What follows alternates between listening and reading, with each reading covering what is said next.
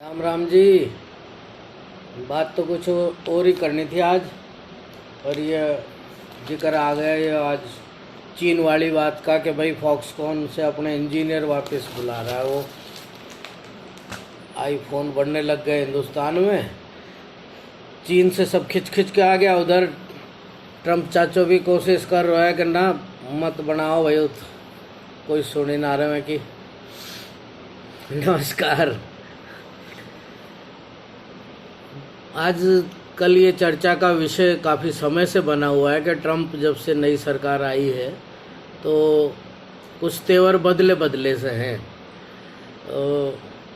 जिस तरीके से भारत में पहले बहुत ज़्यादा ये उम्मीद की जा रही थी कि ट्रम्प तो हिंदुस्तान का नैसर्गिक मित्र है, मोदी जी का भी मित्र है, तो शायद उसकी नीतियां हमारे पक्ष में होंगी। जब उनका कैबिनेट बन रहा था तब भी उनमें बिल्कुल सबको छांट छांट के दिखाया जा रहा था कि ये भारत पक्ष के हैं, भारत पक्ष के हैं।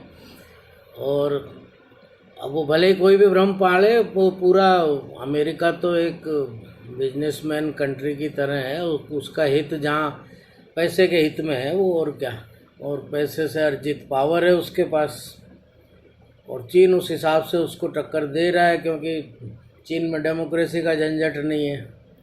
और अमेरिका की डेमोक्रेसी को लोग भले ही फिदा होते हैं, पर वहाँ कुछ बेईमानी के नॉर्म्स ही अलग है। वहाँ बाकायदा खुल के आराम से चंदा लिया जाता है लोगों से और उनके मुताबिक काम किया जाता है, और नहीं करो तो लड़ाई भी होती है। इलॉन मस्क और ट्रम्प की दिखी रही है अभी सबको। तो वहाँ का अपना एक वैल्यू सिस्टम है। वहाँ ये है कि भाई यहाँ कह के ले रहे हैं। हमारे यहाँ बहुत सी चीज़ें वो नैतिकता और मर्यादा के जो मापदंड हमसे छूटे भी नहीं, और ये आगे जो ऊंची तरक्की की चीज़ें इनका लालच भी हमसे नहीं छूटा। तो हम आधा तितर आधा बटेरे पाँव। वो कादम्बिनी में पहले, जब बहुत पहले बिंदु बिंदु विचार रामानंद दोषी जी संपादक के लिखते थे, तो उसका जो वो चिन्ह बना हुआ था उसमें ये था कि वो आदमी के पाँव जड़ों में, जड़ें निकली हुई है पाँव में से, ऊपर वो सूरज को देख रहा है, मतलब उड़ना भी चाहता है लेकिन अपने उस ज़मीन से भी वो टूट उनसे अलग नहीं होना चाहता। हालांकि अलग क्यों होना चाहिए, हमारा समग्र मॉडल कोई आता ही नहीं कि जिसमें ये भी रह सके कि जड़ें भी जुड़ जाए और हम सूरज को भी देख लें। क्योंकि जहाँ भी जितने भी विद्वान बैठे हैं वो किसी एक मॉडल के पक्षधर हैं, किसी एक मॉडल के प्रोडक्ट्स हैं, वैसा ही सोचते हैं। समग्र दृष्टि वाले कुछ संत महात्मा बड़े कहीं होंगे थोड़े बहुत, वो अगर किस्मत से मिल जाते हैं तो उनसे दिशा दर्शन प्राप्त होता है।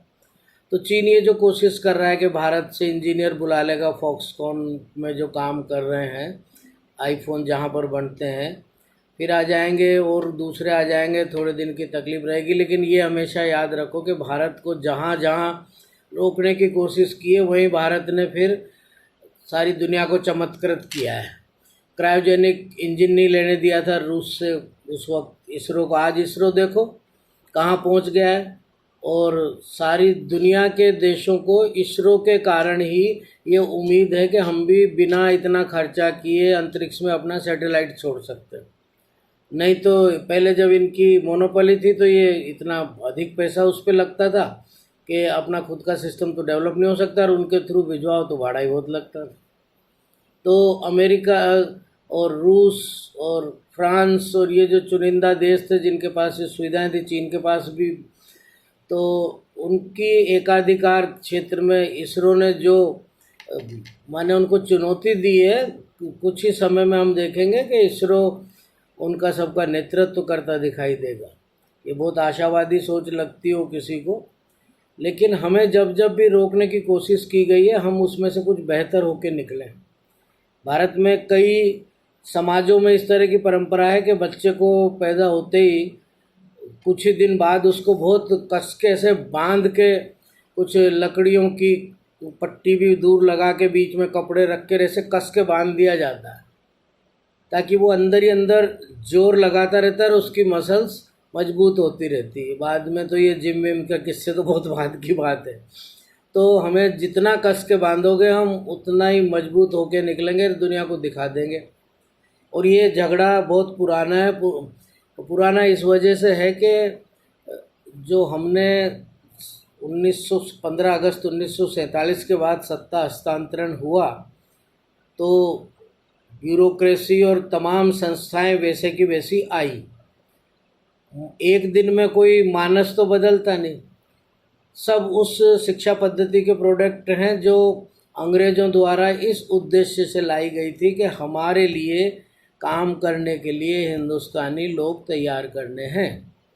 जैसे आज भी आईटी कंपनी कहीं छोटी जगह पे B1 B2 सिटी पे जाने में इसलिए संकोच करती है कि जो नीचे कम तनख्वाह वाले काम है उसके लिए काम करने के लिए हमें आपके उस जगह पर स्किल्ड ह्यूमन रिसोर्स नहीं मिलता। बड़े लोगों को तो तनख्वाह दे के हम कहीं से भी ले आएंगे और उनको अखरता भी नहीं है, पर छोटे कामों के लिए तनख्वाह दे के बाहर से लाना हमें महंगा पड़ता है। इसलिए अगर आप लोकल लेवल पे स्किल्ड ह्यूमन रिसोर्स तैयार कर लो तो हम आपके यहाँ आराम से आ जाते हैं।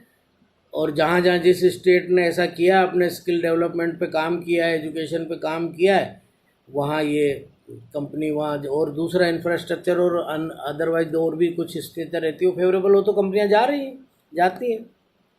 तो अंग्रेज़ों ने भी उसी तरीके से मान लीजिए कि हमें यहाँ लोकल ह्यूमन रिसोर्स तैयार करना था, उन्हें स्किल्ड और उनके माइंडसेट के हिसाब से काम करने वाला, और वो बन गए पक्के अंग्रेज। उन्होंने सोचना ही उस तरीके से शुरू कर दिया, दिमाग में भर दिया।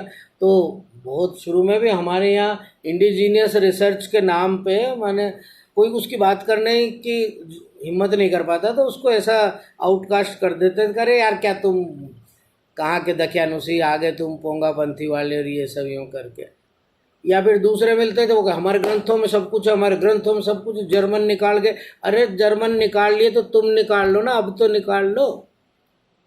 तो एक ग्रुप ऐसा था बस, वो हमारे ग्रंथ और लेके बैठ गए, हमारे ग्रंथ 4 आदमी रखेंगे, वो उनके बाहर जाएगी नहीं तो तुम्हारे ग्रंथ क्या करेंगे। तो वो दोनों एक विपरीत आयाम में जी रहे थे समग्र दृष्टिकोण के साथ, और उनका समन्वय करके काम किया नहीं। अब हो रहा है, अब सबकी सुनी जा रही है। हमें नए से भी कोई नई तरक्की से कोई वो नहीं है, एलर्जी नहीं है। और पुराना सिर्फ इसलिए ख़राब नहीं है कि पुराना है, और ना ही इसलिए अच्छा है कि पुराना है। आदमी और अचार में फ़र्क होता है। तो ये जो समय आ रहा है अभी, जो वर्ल्ड इकोनॉमी को रीशेप करने वाली घटनाएं हो रही है, ट्रंप पता नहीं अपने ही अमेरिका में विरोध झेल रहे हैं, इलॉन मस्क ने अपनी पार्टी बना ही ली है।